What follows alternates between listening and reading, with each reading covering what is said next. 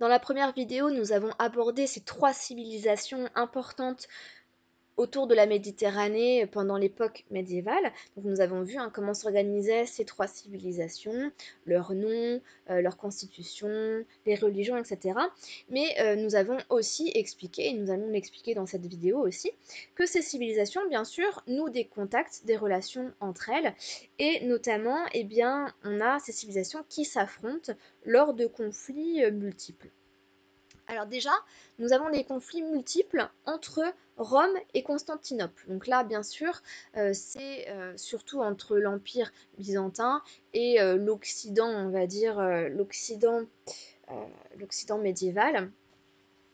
Dans cette division religieuse, hein, puisque souvenez-vous, nous l'avions dit dans la première vidéo, mais nous avons un pape à Rome qui est le chef de l'Église catholique et il se veut chef de toute l'Église chrétienne. Ce qu'évidemment le patriarche à Constantinople supporte de moins en moins. Le patriarche veut aussi, lui, être indépendant du pouvoir du pape. Donc bien sûr, ces tensions, nourries par les divergences de pratiques religieuses, hein, on l'avait vu, mais la religion orthodoxe et la religion catholique ont des pratiques complètement différentes. Par exemple, dans l'église orthodoxe, on a un culte des icônes, c'est-à-dire qu'on vénère des icônes, vous savez, c'est Jésus-Christ, par exemple, représenté sur des panneaux peints, alors que dans l'église catholique, il ne faut absolument pas prier les icônes. Euh, Évidemment, nous avons aussi une différence de langue. Pour les orthodoxes, on fait la prière en grec. Pour les catholiques, la prière est dite en latin. Le rôle du prêtre aussi est un peu différent. Dans l'église orthodoxe, les prêtres ont le droit de se marier, ce qui n'est pas le cas dans l'église catholique. Donc bien sûr, bah, tout ça, ça va aboutir en 1054 au grand schisme, hein, qui va séparer officiellement l'église d'Occident et l'église d'Orient. Donc c'est ces conflits vraiment qui sont très réguliers entre Rome et Constantinople et qui aboutissent à ce schisme.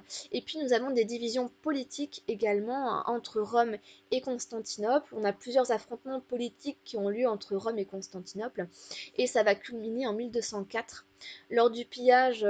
Enfin, en 1204, qu'est-ce qui se passe? C'est une armée de chevaliers européens, des catholiques, qui vont s'emparer de Constantinople lors de la quatrième croisade et qui vont carrément piller Constantinople. Il va y avoir un massacre de 2000 Byzantins, ça va être un immense scandale dans toute la chrétienté et ça va provoquer la rupture définitive entre Rome et Constantinople et une guerre complètement ouverte entre ces deux mondes. Donc il fallait bien sûr parler de ces conflits entre Rome et Constantinople qui sont très très importants à cette époque-là et qui sont très très nombreux, assez multiples.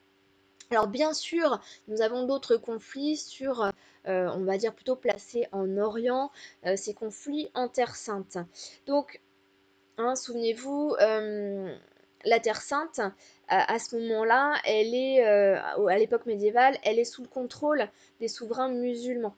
Et donc, au concile de Clermont, en 1095, on a le pape Urbain II qui va appeler à une croisade et à la reprise des lieux saints du christianisme, notamment la reprise de Jérusalem qui était aux mains des souverains musulmans.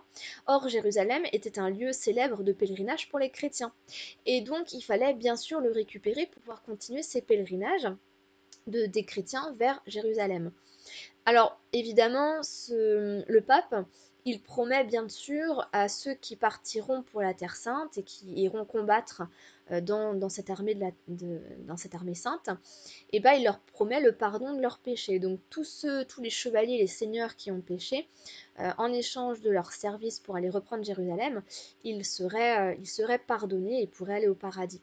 Bon, en réalité, bien sûr, le pape, il souhaite surtout renforcer son pouvoir, hein, de par cet appel à la guerre sainte.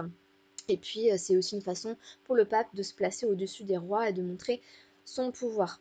Donc, on va avoir, hein, évidemment, des succès quand même très importants dès le départ. Donc, du 11e au 12e siècle, les Francs, les ordres militaires comme les Templiers, hein, ces moines soldats, vont remporter des succès très importants. Et ils vont réussir à reprendre Jérusalem en 1099. Ils vont même fonder ce qu'on appelle des États latins dans la région, dans l'Orient, pour tenter en tout cas de faire barrière à l'expansion arabe.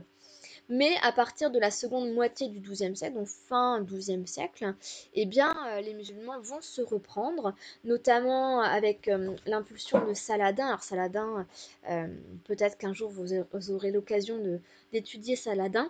C'est un Kurde hein, qui va devenir vizir dans la dynastie fatimide en Égypte, et peu à peu, en fait, il va faire tomber le calife fatimide d'Égypte et il va mettre en place sa propre dynastie, la dynastie Ayoubide.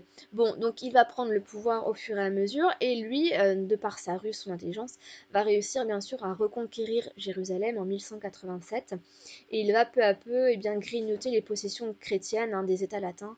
Les chrétiens vont perdre peu à peu leurs possessions sur le littoral de la Méditerranée. Bon, alors bien sûr, on a ces croisades qui se positionnent au fur et à mesure, avec des reprises tantôt chrétiennes, tantôt musulmanes. Et puis, je vous ai dit tout à l'heure, hein, c'est lors de la 4e croisade qu'on va avoir l'apogée des tensions entre les chrétiens catholiques et les chrétiens orthodoxes. Je vous ai parlé de 1204. Lors de la 4e croisade, on a des catholiques, des soldats catholiques qui vont aller jusqu'à Constantinople et qui vont prendre Constantinople, la ville, la capitale orthodoxe. Et ça va effectivement être un gros scandale dans la chrétienté. Donc les conflits intersaintes, les croisades aussi, qui sont des tensions, des conflits qu'il faut bien sûr noter. Enfin, un autre conflit très important, c'est la Reconquista en Espagne. Alors, vous savez peut-être que l'Espagne a été conquise par les musulmans à la moitié du 8e siècle après Jésus-Christ. Ce qui fait qu'effectivement, au XIe siècle, eh bien, les royaumes chrétiens du nord d'Espagne, puisqu'il y a plusieurs royaumes chrétiens, vont s'unir pour se lancer à la reconquête. C'est pour ça qu'on appelle ça reconquista. Reconquista, ça veut dire reconquête en espagnol. Et ils vont vouloir reconquérir ces terres musulmanes du sud de l'Espagne. Alors, le roi de Castille, hein, en 1085, va réussir à s'emparer de la ville de Tolède. Il va profiter de cette division des musulmans. Je vous rappelle toujours que ces musulmans sont divisés souvent entre chiites, sunnites, mais aussi entre dynasties. Hein. Donc, en 1085, au XIe siècle, le roi de Castille arrive à s'emparer de Tolède et à reconquérir une partie de l'Espagne. On a tout de même deux dynasties berbères, les Almoravides au XIe siècle et les Almohades à partir de 1147, qui vont quand même réussir à réunir un temps les musulmans. Mais en 1212, c'est la fin, c'est la grande bataille de Las Navas de Tolosa, et qui va permettre aux chrétiens de reprendre la possession du sud de l'Espagne, sauf Grenade, Grenade qui va rester musulmane jusqu'en 1492. Mais en tout cas, cette grande bataille de 1212, c'est la grande bataille à retenir pour la Reconquista espagnole, puisqu'en fait, ça va être la grosse défaite des musulmans et la reconquête définitive des chrétiens sur l'Espagne, sauf Grenade, hein, je le répète. Et évidemment, les musulmans vont reculer définitivement de l'Espagne. Alors, on va avoir beaucoup de musulmans qui vont fuir cette reconquête chrétienne, mais certains vont rester. On a quand même cette tolérance, on va dire, des souverains espagnols. Les habitants vont parfois avoir certaines libertés. On va avoir des musulmans qui vont avoir le droit de se convertir au christianisme. C'est pour ça aussi, hein, encore qu'aujourd'hui, l'Espagne, on peut dire qu'elle est toujours cosmopolite.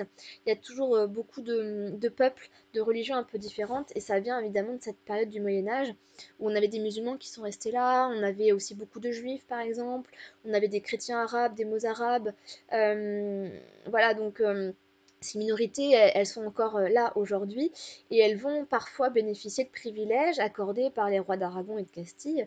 Bon, alors, bien sûr, hein, parfois cette tolérance, elle est peu respectée et on a de temps en temps des tensions aussi intercommunautaires qui persistent bien sûr dans ces espaces. Bon, donc on a aussi à tenir en compte de ces minorités, et ces minorités, elles sont aussi visibles dans les États latins d'Orient, puisque les États latins d'Orient sont aux mains des Francs, hein, dans l'Orient, mais Dans les campagnes, on trouve des juifs, des musulmans qui sont souvent hostiles aux croisés, aux catholiques.